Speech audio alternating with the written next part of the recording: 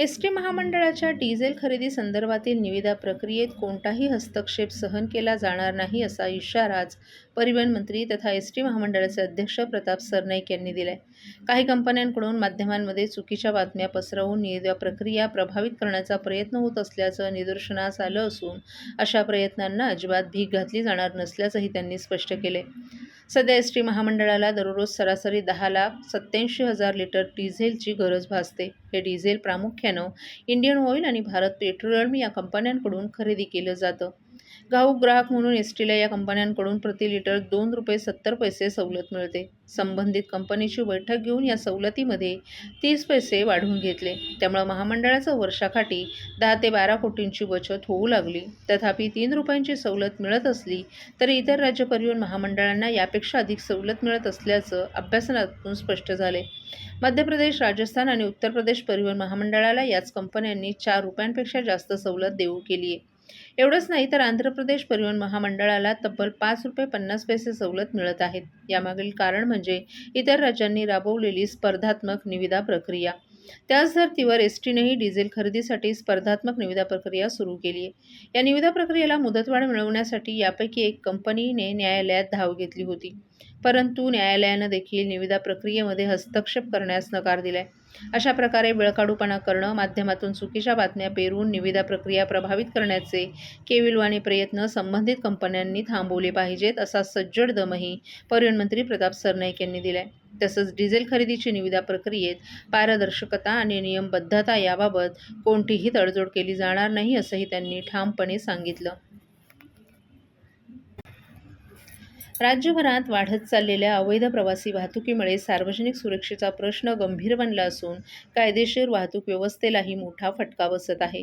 परवाना, फिटनेस प्रमाणपत्र, विमा किंवा नियमानुसार परवानगी नसताना प्रवासी ने-आण करणाऱ्या वाहनांमुळे अपघातांचा धोका वाढत असून प्रवाशांचे जीव धोक्यात येत आहेत. अशा अवैध प्रवासी वाहतुकीवर निर्बंध आणावेत, त्यासाठी 1 मार्चपासून राज्यभर प्रभावी मोहीम राबवावी असे निर्देश परिवहन मंत्री प्रताप सरनाईक यांनी मोटर परिवहन विभागाला दिले आहेत. त्या अनुषंगानं विधानभवनात बोलवलेल्या बैठकीत बोलत होते. या बैठकीला परिवहन आयुक्त राजेश नार्वेकर आणि संबंधित अधिकारीही उपस्थित होते. क्षमतेपेक्षा अधिक प्रवासी घेणं, वाहनांची नियमित तपासणी न करणं आणि सुरक्षाविषयक नियमांकडे दुर्लक्ष करणं या प्रकारांमुळे अपघातांच्या घटना वाढण्याची शक्यता अधिक असल्याचं मंत्री सरनाईक यांनी सांगितलं. अशा वाहनांना वैध विमा नसल्यास अपघातानंतर प्रवाशांना नुकसान भरपाई मिळवणं कठीण होतं. अनेक वेळा वाहन मालक किंवा चालक जबाबदारी टाळण्याचा प्रयत्न करतात, ज्यामुळे पीडितांना न्याय मिळण्यात विलंब होतो. तसंच अवैध वाहतुकीमुळे शासनाच्या महसुलालाही मोठं नुकसान सहन करावं लागतं. नियम पाळणाऱ्या एसटी महामंडळासारख्या कायदेशीर वाहतूकदारांवर अन्यायकारक स्पर्धेचं ओझं येतं. दरकपात आणि अनियमित बाजारपेठेमुळे अधिकृत सेवा आर्थिक अडचणीत सापडतात. एसटीसारख्या सार्वजनिक वाहतूक व्यवस्थेतील प्रवासी संख्या घटल्यानं नियोजित मार्ग आणि वेळापत्रकावरही त्याचा परिणाम होतो. तज्ज्ञांच्या मते अवैध प्रवासी वाहतूक ही केवळ आर्थिक प्रश्न नसून सामाजिक सुरक्षेचाही मुद्दा आहे. अशा वाहनांमुळे मानवी तस्करी, लूटमार किंवा इतर गुन्ह्यांना खतपाणी मिळू शकतं. प्रवाशांची नोंद किंवा तपशील उपलब्ध नसल्यानं तपास यंत्रणांना अडचणीचा सामना करावा लागतो. या पार्श्वभूमीवर मोटार परिवहन विभागानं कडक अंमलबजावणी, नियमित तपासणी मोहीम आणि व्यापक जनजागृती यावर भर देणं आवश्यक असल्याचं मत परिवहन मंत्री प्रताप सरनाईक यांनी व्यक्त केले. सर्व नागरिकांना आवाहन करण्यात येत आहे की सध्या डासांमार्फत पसरणाऱ्या डेंग्यू या आजाराचा प्रसार रोखण्यासाठी प्रत्येकाने पुढील प्रमाणे कार्यवाही करावी. डेंग्यू आजार एडिस इजिप्ती हा डास चावल्याने होतो. या डासांची पैदास साचलेल्या किंवा साचवलेल्या स्वच्छ पाण्यामध्ये होते. 8 दिवसांपेक्षा जास्त दिवस पाणी उघडे व साचून राहिल्यास त्यात डास अंडी घालतात. अंड्यांच्या अळ्या तयार होऊन पुढे डास तयार होतात. यासाठी आपल्या घरातील पाणीसाठे, उदाहरणार्थ बॅरल्स, पिंपे, टाक्या, हौद, रांजणे इत्यादी दर आठवड्याला रिकामे करून घासून पुसून कोरडे करून पुन्हा भरावे. 1 दिवस कोरडा दिवस म्हणून पाळावा. पाणी साठ्यांना घट्ट झाकणे बसवावीत किंवा जुनी साडी, चादर, धोतर यांनी बांधून झाकून ठेवावीत, म्हणजे डास त्यात जाऊन अंडी घालणार नाहीत. घराच्या गच्चीवर, आजूबाजूला, अंगणात कोठेही पाणी साचू देऊ नये. भंगार सामान उघड्यावर टाकू नये. उदाहरणार्थ टायर्स, प्लास्टिक सामान, कुंड्या, टाकाऊ वस्तू इत्यादी. अशा सामानात पावसाचे पाणी साठून त्यात डेंग्यूच्या डासांची पैदास होते. घरातील कूलर्स, फ्रीजच्या पाठीमागील ट्रे हे देखील वेळोवेळी कोरडे करावेत. लक्षात ठेवा, नुसत्या फवारणीने डास घनता कमी होत नाही, तर त्यासाठी डास पैदास ठिकाणे नष्ट करणे ही आपल्या सर्वांची जबाबदारी आहे. कोणताही ताप अंगावर न काढता जवळच्या शासकीय रुग्णालयात मोफत औषधोपचार घ्या. अशा प्रकारे नागरिकांनी सहकार्य केल्यास डेंग्यूचा प्रसार रोखणे सहज शक्य आहे. ठाणे महानगरपालिकेच्या घनकचरा व्यवस्थापन विभागाच्या कामाचा आढावा आज महापौर शर्मिला पिंपळकर यांनी घेतला. पावसाळ्याच्या पार्श्वभूमीवर शहरातील सर्व नाल्यांची साफसफाई मार्च अखेरीसपासून हाती घेऊन मे अखेरपर्यंत पूर्ण करण्याचं नियोजन करावे असे निर्देश त्यांनी घनकचरा व्यवस्थापन विभागाला दिले. महापालिकेच्या अरविंद पेंडसे सभागृहात झालेल्या या बैठकीस घनकचरा व्यवस्थापन विभागाचे उपायुक्त मधुकर बोडके, आरोग्य अधिकारी डॉक्टर राणी शिंदे यांच्यासह संबंधित अधिकारी आणि कर्मचारीही उपस्थित होते.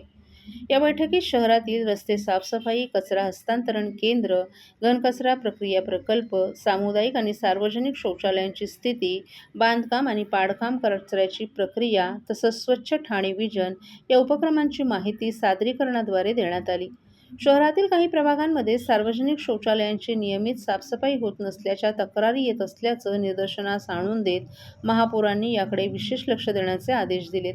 शौचालयांमध्ये मुबलक पाणी उपलब्ध असावं, पाण्याच्या टाक्या रिकाम्या झाल्यावर तात्काळ भरल्या जाव्यात, तसंच दरवाजांचे कडी कोयंडे सुस्थितीत ठेवावेत यासाठी संबंधित स्वच्छता निरीक्षकांनी दक्षता घ्यावी असं त्यांनी स्पष्ट केलं. शहरी भागात ओला आणि सुका कचरा वेगळा केला जात असला तरी झोपडपट्टी भागात हे प्रमाण कमी असल्याचं महापौरांनी नमूद केलं. यासाठी नागरिकांमध्ये जनजागृती मोहीम राबवणं आवश्यक असल्याचं त्यांनी सांगितलं.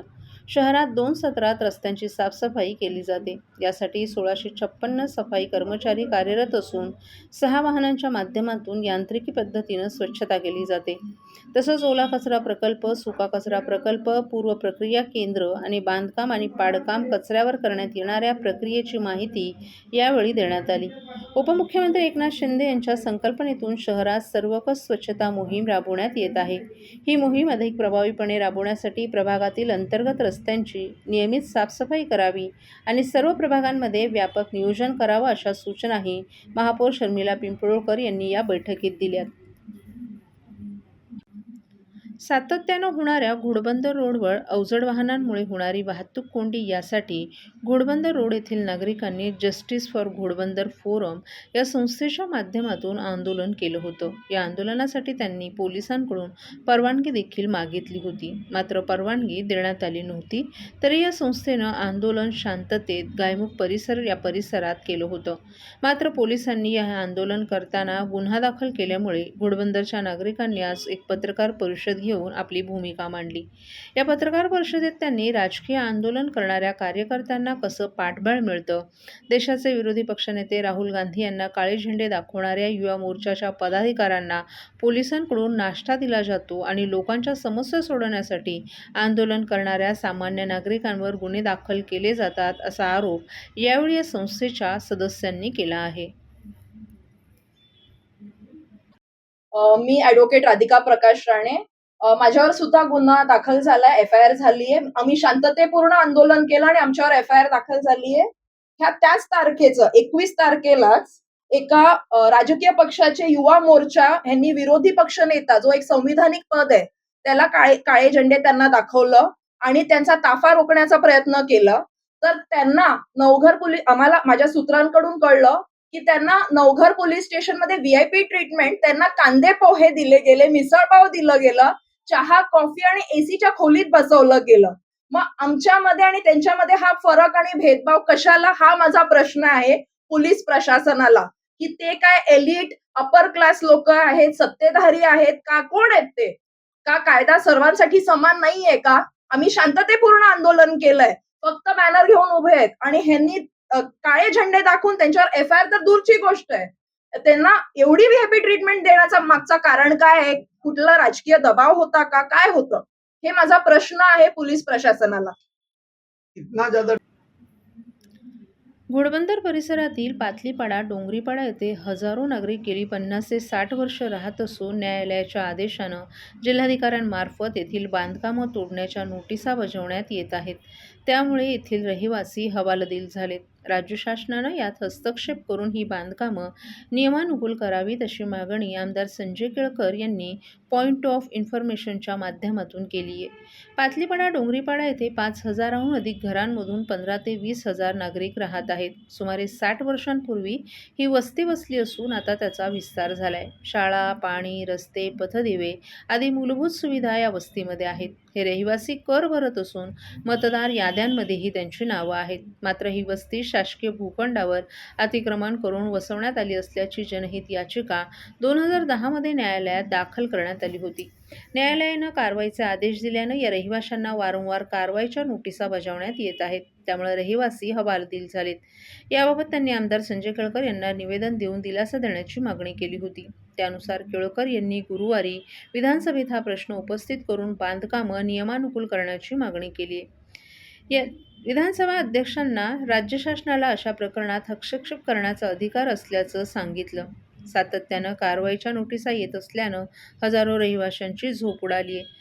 सेक्शन 51 प्रमाणे ही बांधकामं नियमानुकूल करून रहिवाशांना दिलासा देण्याची मागणी देखील केळकर यांनी केली आहे.